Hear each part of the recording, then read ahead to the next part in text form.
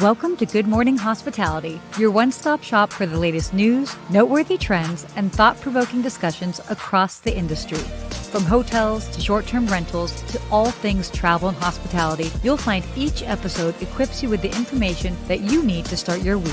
Join us on Good Morning Hospitality every Wednesday, wherever you get your podcasts.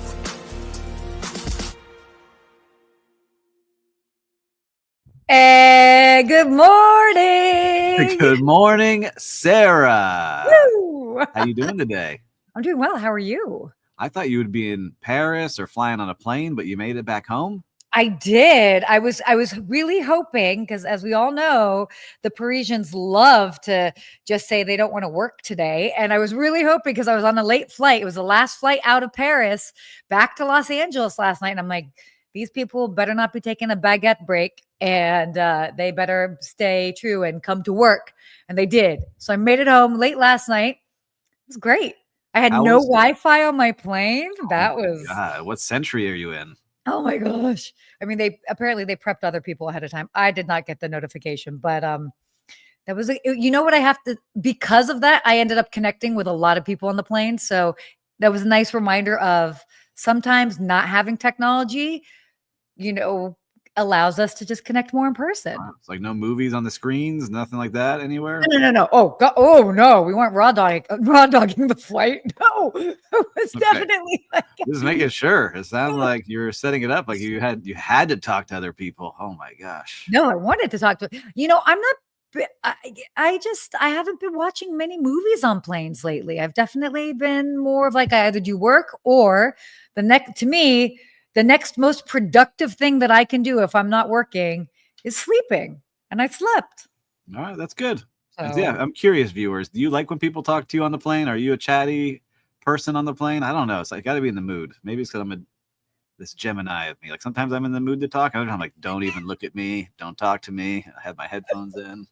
It depends on who it is. I was sitting next to a really nice lady, and she was probably a little bit older than my mom as far as age wise. And so with that, like, it's a very non-threatening, no commitment sort of conversation versus if it is a guy, like, as a female, like, you never know. You're like, I'm just trying to have a easy conversation. Next, they're like, hey, do you want to go out for drinks? I'm like, no.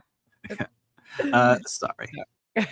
Sorry. They're the heartbreaker out there. Oh my gosh. Breaking hearts on planes and Parisian streets around the world. I'm kidding. Yeah. So what was it like in Paris? I haven't been there in a while. How were the streets of Paris? Was anything crazy, normal? Love it? What was it great. Like? So for those that know Paris, August is it's the vacation month for Parisians. So a lot of Parisians are out of town.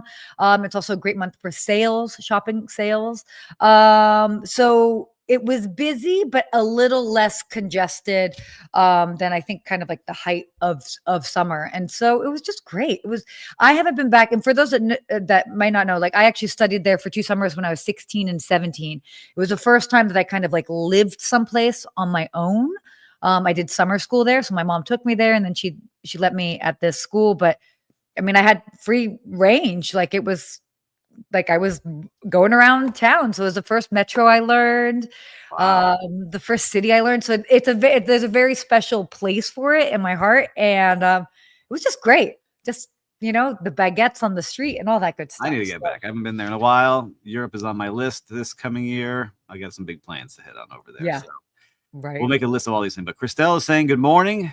Good morning. Everyone back in Palm Beach. She loves the 10 a.m. versus 7 a.m. in LA. I agree with you. And she's a talker, depending on the person and the mood. All right. Same girl, same. You see?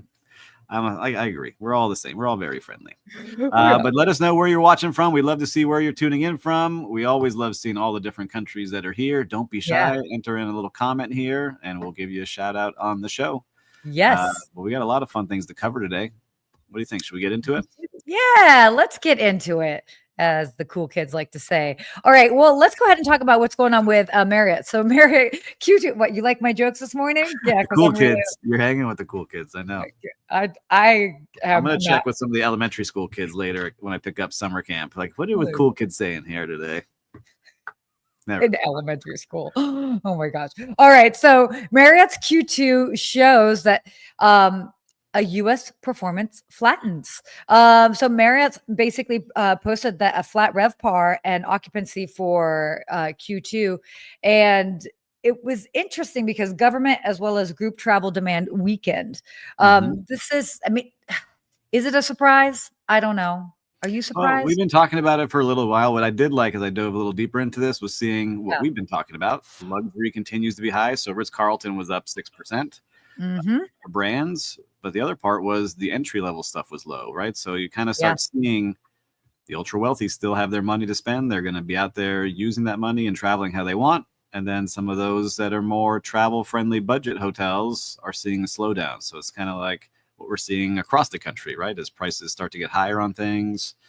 We're definitely not in the government here, but we know that there was a lot of cutting at the beginning of the year with the Of Doge. course. So you see that, and they have a lot of hotel rooms in Washington, D.C. area because that's really where their headquarters are at in Bethesda. So a lot of stuff going on, and they're seeing some headwinds. But there was something that was really interesting to me on this.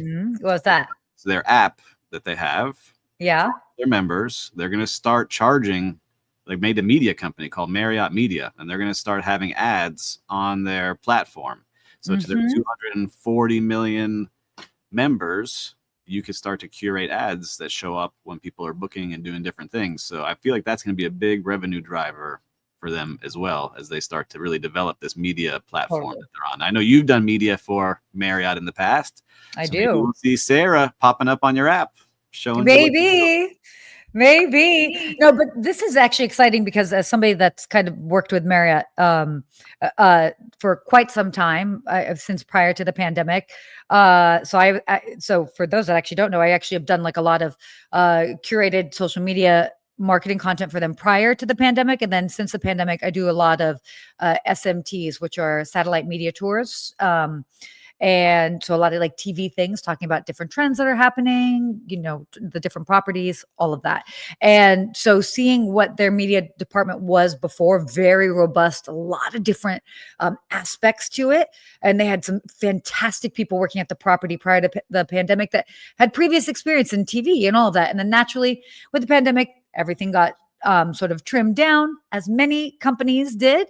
And so I'm excited about seeing this because again, it looks like they're pushing more in this direction.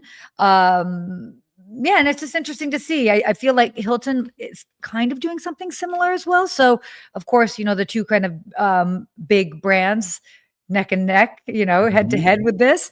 But again, I love it. Like I love any chance that any of these brands can kind of get a little bit creative with their media. We're just living in a whole different world. So, I love it. More creativity. Yeah.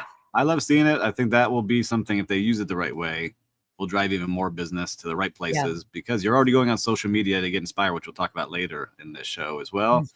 Why not have your own place to really show and highlight all the cool things your properties are doing to inspire people to go? But also on their app for being a Bonvoy member, that I think I forgot the exact stat, but it was high 60% of their bookings comes through their members.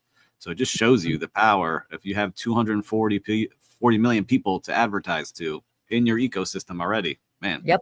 That is very, very exciting for them. 69%. So pretty much 70%. It's called 70% of people booking booked as a Bonvoy member. Yeah. Crazy. That's a crazy stat. It is great. I mean, look, I book all of anything that I'm doing for Marriott or Hilton. If I'm deciding to stay at one or the other, always booking it straight through the app. And I'm members of both. So yeah. Yeah, listen, if you can build your own audience, we've seen it with other brands. I'm learning about it with, my friend Ben Wolf and his properties at Onera that are very boutique, but they get 80% of their bookings through Instagram, right? And so they're building their little ecosystem. And it's just cool to see how big brands and small brands can really get creative to drive this business. Yeah. Oh, definitely. Definitely. So cool. I love to see this. Well, why don't we go on to this next topic, which kind of ties into all of it? You're like, Let's do it. Let's get some more stats in here. Oh, wait, here, hold on. What is this one? Wait, why? Hold on. So is this the social media and pop culture, right? I saw that kind of mixed in. We have two things in one on our sheet. We have two things in one. Yeah, exactly. Viewers, listen, we're in a new platform. We're learning. If you didn't hear last week, we're now officially Skifters. We're on the Skift platform, and we're using some new tools. And so we're getting the hang of all this, but it's a mix of two articles. Yep. I think on here. You want to So read the first part with the U.S. hotel industry is kind of showing an occupancy dip? yeah, so the first part is showing, again, what we were talking about with Marriott. So we've got a dip in occupancy of set to 72.2%, so slower momentum than expected across the board. And ADR and RevPAR saw a modest year-over-year gain, and seasonal patterns and new supply contributed to the downturn. Right, so we're seeing a lot more inventory coming in, not as many people traveling, but people trying to drop prices and get in there. And then the other part was about social media and pop culture's influence in travel trends, and we're starting to see some cool things there. So and I can chime in on this because my good friends over at Allianz, I've worked with them year in, year out. Every year, I'm a huge fan of the study that they do every year, and I highly recommend for anybody in the travel industry, hoteliers, whatever, to be sure to seek out their vacation confidence index. So what they do is they do this massive research, and they're polling travelers and kind of getting the take on like how much are they spending, how long are they traveling for, what are they looking for, and it gets highly specific. So this they were saying that 47% of Americans aged 18 to 34 report that their travel plans are influenced by social media. You are welcome, like TikTok, Instagram, and YouTube. But I can absolutely attest to this because of the conversations that I have on social media. But 42% of this age group say that their vacation choices are also affected by recent TV shows and movies. Emily in Paris, anyone? As another example. So it's this trend that's really showing that there's this a growing connection, not a surprise, between digital content consumption as well as real world travel experiences. We want to be living in our own movies and we want to create our own like little social media stories, right? I agree. I've been in that too lately. And so it was interesting to see. I was surprised that men are more likely than women to be influenced by the social media content. It was one of the lines here. And I thought that was shocking.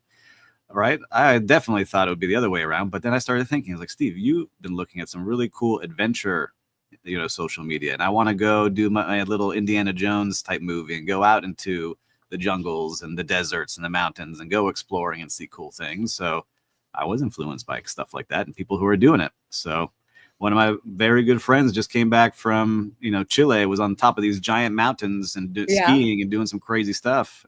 So I'm not a skier, but I'll go do the hiking and do all the other fun stuff. So you never know. That is a very interesting stat to me, because again, I would also, since we know that majority of women make the travel decisions, and we've seen this in studies by TripAdvisor, it's been the case for years. So, but I find that interesting that men are more likely to be influenced by social media. Ooh. Yeah, in my household for many, many years, I was the one booking all the trips. So it was interesting to see, right? A little different. Yes. So if you're watching now, let us know. Are you be influenced by social media? Do you go to social media first to get inspired to do that? Just say yes or no. I'd love to say yes. Actually, please say yes. And I go to Ask a Concierge and she influences me to do everything. And Gloria is saying this is very true. Japan and Thailand are the new hotspots for people under 35. And social media has so much to do with it. Listen, I've been to Thailand. I loved it there. And Cambodia. I haven't been to Japan yet. I really want to get over there. I haven't either. Woo! Group trip to Japan? GMH trip in Japan, live from Tokyo. Let's make that happen. Oh my gosh, live from Tokyo. Good morning from Tokyo. All right. I'm just planting the seed. Let's put it out into the world. We already put it into the universe. Totally. And realize that I'm obviously tone deaf. So why don't we move on to our next topic? You ready for that? Let's do it. Let's keep this show moving. Okay. Oh, I'll kind of say the start to this, but I know that you are highly passionate about this topic. So I'm going to volley to you afterwards, just so I can be completely transparent here. So this is an interesting article that was coming out about how hiring individuals with intellectual disabilities are mutually benefiting hotels and employees. So, Steve, to you. I will say this. Look, I love this topic a lot, and it has a special place in my heart because ever since I started my hotel career, I got to work with the team at Best Buddies here in Miami Beach, where we would take individuals that really, have some kind of disabilities of all different kinds. And they would get put into our teams and would be really one of the highlights of our resort. And so when I worked at the pool and beach, we had team members that maybe hadn't had the opportunity to work other places that really would become stars, right? They would work so hard to be the best pool attendant or the best towel hut representative or be a great greeter. And I don't want to give their full names, but I can still see them in my mind with Craig and Linny and Eric. And during the pandemic, when we had to lay a lot of people off, they struggled at home because they were so used to having this awesome routine and being in a resort and doing something that was positive every single day, that their parents, especially one of them, would call me every single day at the same time and ask me, when can my son come back to work? He's not doing well at home. He really wants to be back with his family at the hotel. And I get a little emotional talking about it because as soon as he came back, it was like a light switch went on and he became like this ultra happy person. And he would greet every single person coming down the Palm Courts, this long walk till you get to the pool deck, and greet them with the biggest smile and then say, hey, can I help you find a chair anywhere? And then he would just talk to people all day. That's really what he had to do all day, was just talk to guests, make sure they were happy. And if they needed something, get them something. If they needed a server, get them a server. If they needed a towel, get them a towel. But it just showed me how important it is. I'm getting a little much talk about it. When you see that they have a true purpose in their life every single day and show up somewhere every single day. And I'm just happy I could be a part of their life because they're still friends with me on Facebook and they send me messages here and there. And I love that. Great. It's great to see. And they're still there. Like one guy has been there. I call him the legend. Every time I see him, I say, you are the legend because you've been there since the hotel opened in 2000 and he's just doing a great job. So I love seeing that. So if you have the opportunity to hire somebody with disabilities of any kind, I think you really should give it a chance and think about it, especially if you have the ability to. Well, and then even looking at it from the guest experience as well, is that, guests will enjoy that. Guests will feel good and be happy to see like, wow, you've got somebody that's working here, that's loving working here. They will enjoy that interaction, even if they might even have individuals in their family and they're more likely to come stay there because they'll feel that sort of comfort. And I love, this is a little bit of a segue, but even when I was just on the cruise recently with Cunard going through the Norwegian fjords, there were, I'm sure at least several, but at one point we were all on the dance floor and there was a gentleman in a wheelchair who came out and he rolled out on that dance floor and he was like, let's go. And he was dancing. It's like, and we were all just having a great time. And I looked over and I'm like, how amazing that all of us can be on this cruise ship in the middle of the North Sea, listening to cheesy 80s music, so many different generations. And everybody's just having a good time. But from him to other individuals that were traveling with their families, cruise ships are also really great for that. So from a guest perspective, it's wonderful, but obviously as an employee's perspective, it's hugely important and significant. So this was a great article. Love it. No, I love it. And so I saw Gloria said, so true, humans disabled or not need a purpose. Listen, everyone needs a purpose in life. And I think it's just fun to see and great to see when we can do that as a business and really lean in and help our communities and be the better. There are some rude guests. I will say that I've had to deal with some rude guests that were like, oh, this person's annoying me or get this person out of my face, like crazy stuff. Right. But for the most part, 99%, it's always positive. Yeah, no, it's great. And again, I mean, it's seeing that to me just makes me so happy to see that like everybody gets to go out there and travel and interact. Almost got me here. I almost started to cry here. Woo! Who says guys don't have feelings too? All right. Well, let's shift. Yeah, I know. Well, this might get me emotional, but in a different way. I might get a little heated. All right. So no, because I'm all for promoting travel. But right now there's some talks out there that the U.S. may introduce a $15,000 visa bond for some travelers. Now, this proposal is requiring certain high-risk travelers to post a refundable bond. So I mean, obviously there's going to be specifics to it, but basically the U.S. Department of State recently announced a proposed 12-month-long visa bond pilot program that could apply to leisure and business travelers who are applying for visas to basically have these post a bond anywhere from 5 to 15,000. Yeah, it's interesting to see what they're doing here, right? So I guess there's some high-risk countries. They haven't made the list official here. We didn't see it in the article. No. But I guess they'll let us know who high-risk countries are. And look, again, we're not in getting the politics here, but there are people who stay over their visas. They stay longer than they should. And there's, I guess, certain people that do that often, and they were trying to say, all right, if you want to do that, you're going to pay between 5 and 15,000, and if you stay longer, we basically keep that money. And they're putting pressure on the other countries that they're coming from to basically keep their citizens in check. I don't know how this will work. It'll be interesting to see. Like you said, I like when people travel. Tourism is great for our country. Sure. Right. And we see what starts happening. There's a couple articles I started reading this morning where people blocked having tourism, and now they're regretting it because now all their businesses are closing in some of these smaller cities that thought they ever had over tourism. Right. So it's an interesting balance. And just how we highlighted at the beginning of the show, occupancy is down, right? RevPAR is down. You need people traveling, especially when you're building all the inventory for these tourists. Totally. And two points to this.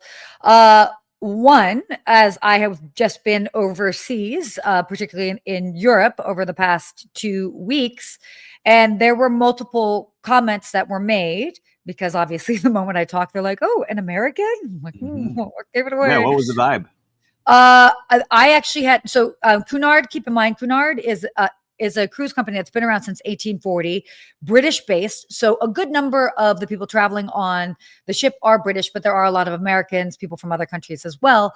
But I had a couple of British individuals say that we are actively looking to book cruises that do not go to any ports in the US. We don't even want to deal with it. We don't want to take trips to the US and this. And I was like, oh, okay. Ooh, yeah. Yeah. And adamant. And I mean, these are like conversations in passing while I'm in the elevator, like there's not chance to like get into a deep dive, but I from multiple sources. Also, as being somebody who, has always worked has worked in Beverly Hills, seeing like, especially in London and then in Paris, different groups of travelers where I would recognize that those type of individuals might be the individuals that would be normally in Beverly Hills. And we don't have them here right now.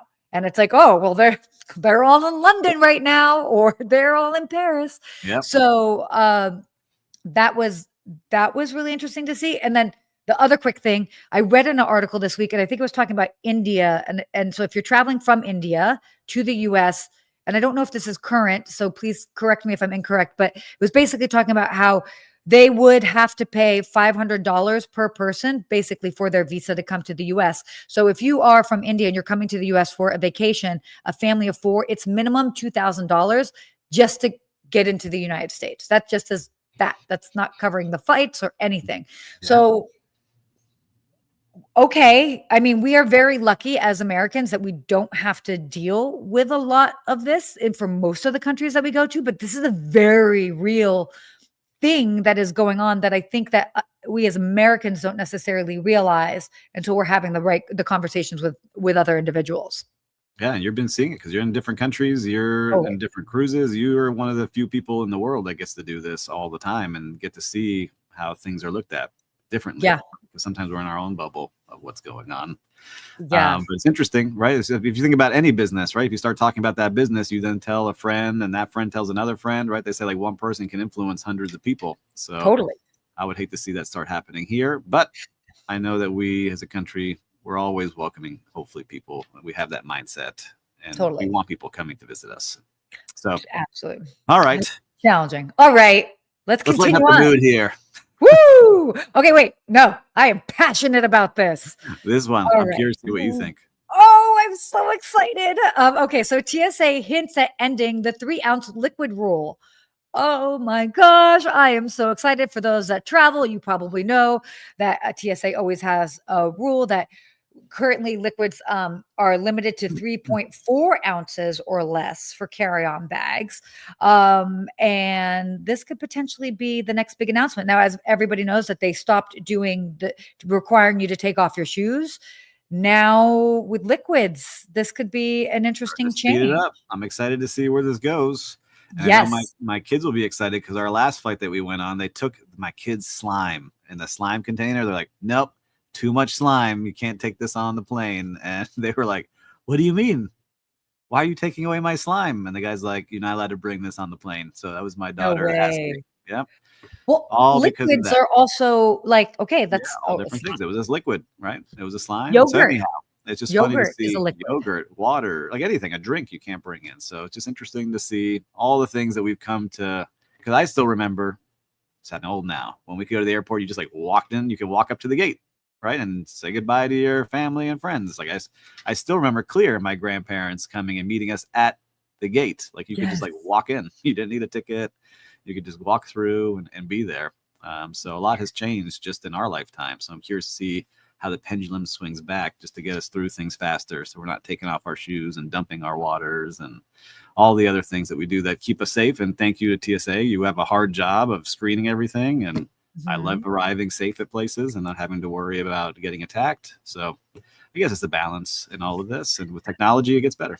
Yeah, I mean, and basically why they're talking about this is they're exploring some new technologies, specific CT scanners that could create a more detailed 3D image. So that's how what they're kind of leaning into to help get us out of this this liquid rule. And they are exploring kind of this technology in some airports already, specifically London Gatwick right now. So we'll see. Yeah, I think they have now one in Miami that's very detailed because you don't have to take off your shoes. You don't take anything out of your bag. You just put it through. But then they're opening a lot of bags too. So let's see. Let's see how it goes. Yeah, I will have to say I was kind of dreading to go to Charles de Gaulle yesterday in Paris when I was leaving because they're known for, they always want, I think it's like one of the only airports that they insist on having all of your liquids in a clear plastic bag. And I have a travel bag. I've got lip gloss here. I've got like a roll-on deodorant here. I've got whatever it is. And it's not all in one plastic bag. And I was just like, if these guys, I'm also carrying a drone, a camera, whatever. And I was like, I really don't have time to go through all of this with security. And luckily they didn't make me pull everything out, but they have done that to me in the past. So it was nice to not. Yeah, I'm surprised to let your drone through. Oh, yeah, no, that's pretty good unless it's like just not let in the country. And nobody really kind of like argues with that anymore. But yeah, I'm always kind of skirting the limits there, but you know.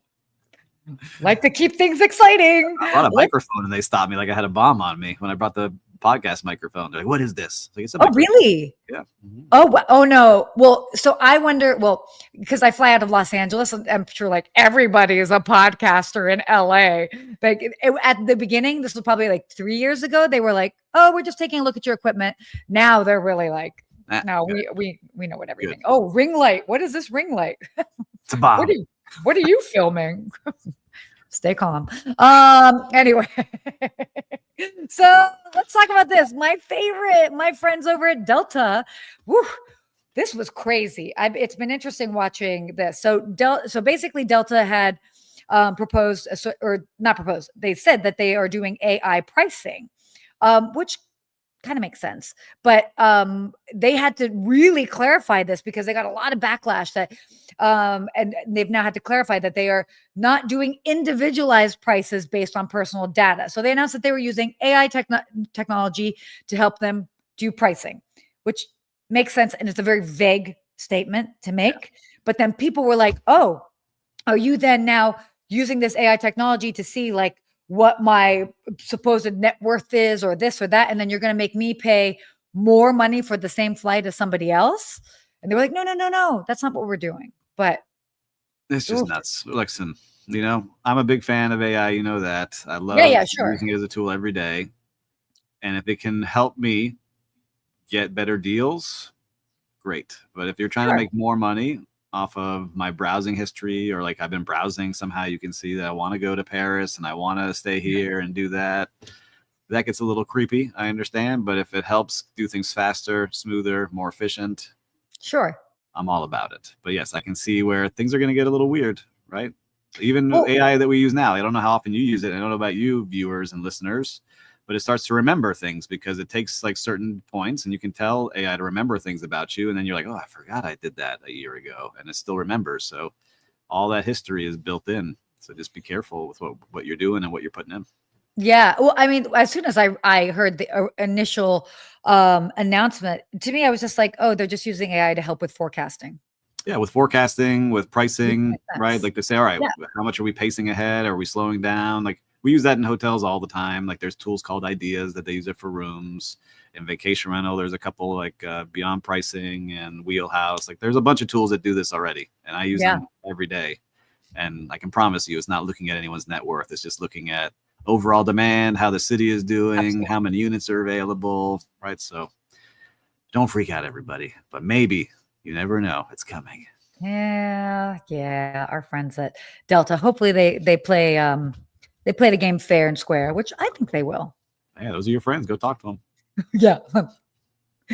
Hey, it's me. Um, well, wow. Those are kind of our big topics that we wanted to cover today. Big things, a lot of stats, some Yeah. fun news, uplifting news, some heavy news. Man, we covered a whole bunch today. Sentimental news. I hope you guys enjoyed this emotional journey that we took you It on. almost broke me today. Whoa, well, can't wait till next week. Well, that being said, do you want to get to our real-time recap? What's Let's happening do in it. the streets? You were the one of- traveling the streets of like very exciting places. What did Yeah. you see out there?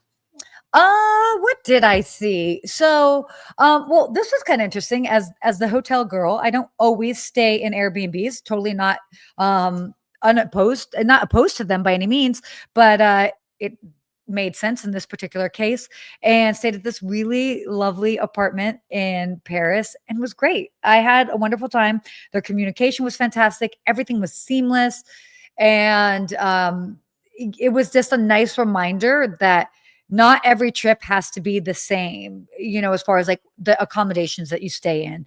And it was a nice alternative way to just experience the city. So, I mean, we all know that we are big fans of short-term rentals and all sort of that sort of thing on this platform. But it was great to just have that sort of hospitality. And even though I didn't necessarily interact face to face with anybody, I still felt very welcomed there. So, all right, very shout nice. out to that. I love it. Well, I'm gonna do something a little different today. Are you going on a rant?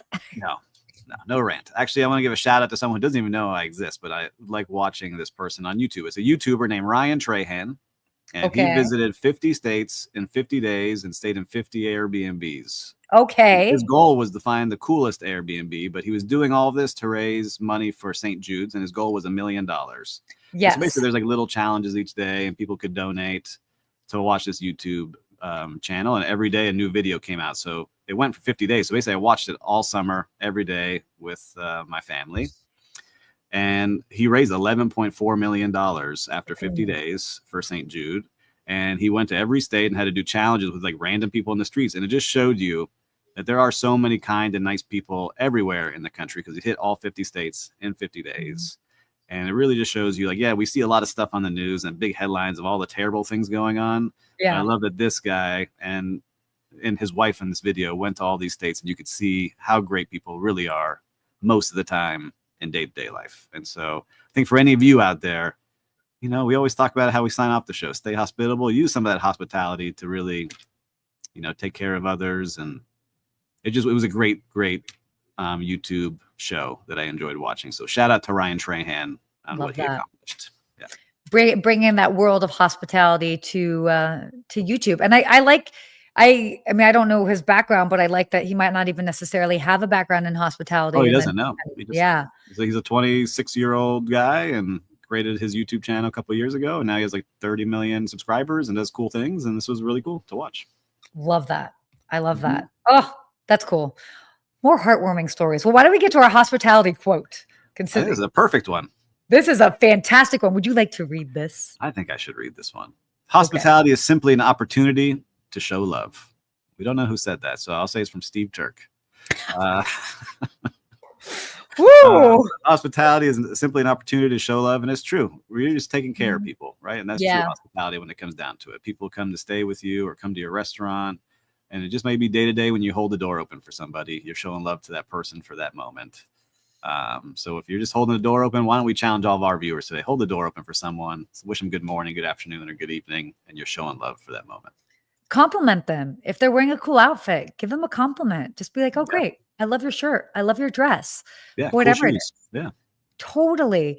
I think the thing that I enjoy the most, especially with interacting Nothing gives me greater pleasure than speaking to somebody where you might not have the same native language and you're still able to crack a joke about something. And there were different times that I was able to make jokes. You know, I ordered a cappuccino at like 5 p.m. at one point, and everybody looked at me and I was like, oh, I would like a cappuccino with a side of judgment, please. And like everybody, you know, it's something simple, but it's that type of stuff. It's like humor, I think, is so connected to connection and love and camaraderie and all of that. So yeah, just go ahead and pass on that love. Maybe do it with a side of humor, whatever it is. Yeah. I love it. What a good emotional show today. Much love to you, Sarah, to Will in the background, to all of you listeners and viewers. We love sharing this time with you. Totally. Man, the emotions are out there. Something got to be going on with the moon and the stars today. I don't know about all the astrology, but something's going on out there. Wow, Steve, didn't know that you were really getting into astrology these days, but we can totally continue that conversation offline. Oh, Lionsgate portal's happening in 2 days. Okay, I'm going to stop. I don't know what that is. And also, I just want to thank everyone who bought a book this week. Thank you. Hospitality Unlocked, my book available on Amazon. I saw a lot of you bought it this week. Thank you very much. I appreciate you all. Thank you. And you got Sarah's book. Do you have your book with you, Sarah? Yeah. Give a shout out. I do have my book. I got a book. I might have show everybody. We'll keep pushing. It's always good to see. I love it. Thank you for the reviews. Hospitality from within. Let's go, everybody. Until next week. Woo! Stay hospitable. Stay hospitable.